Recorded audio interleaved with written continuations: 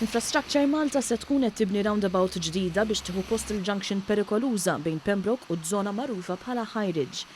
Il-kap tal-proġetti Infrastructure Malta, Walter Portelli, saħaq li wieħed mill-għanijiet ewlenin ta' dan il-proġett ta' €1,600,000 huwa s-sigurtà ta' dawk li jagħmlu użu minn din it-triq.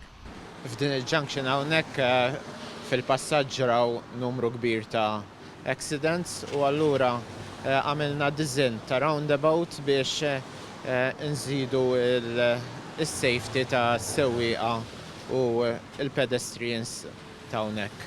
Kompla jispjega li x-xogħlijiet se jibdew fil-jiem li ġejjin u jekk it-temp jippermetti mistennija jintemmu fi żmien 6 xhur. Bħala parti minn dan il-proġett Infrastructure Malta se tibni wkoll bankina ġdida tul Triq Sir Adrian Dingley biex toħloq passaġġ aktar sikur lejn l-iskola sekondarja ta' Pembroke u faċilitajiet sportivi oħra. It-tlet waqfiet ta' trasport pubbliku li hemm f'dawn it-toroq ukoll se jinbnew mill-ġdid u b'disin ġdid b'daħliet apposta għal karozzi tal-linja għal aktar sigurtà u kumdità għal passiġġieri. Se ssir ukoll Pelican Pedestrian Crossing ġdida li tgħaqqad dawn il-waqfiet u tiffaċilita l-aċċess għal dawk li jivvjaġġaw bil-mixi fiż-żona.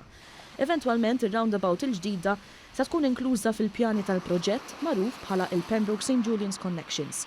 Dan l-investiment jinkludi toroq u mini ġodda, il-bini mill-ġdid ta' Triq Sant'Andrija u titjib ta' junctions oħra fl-Inħawi.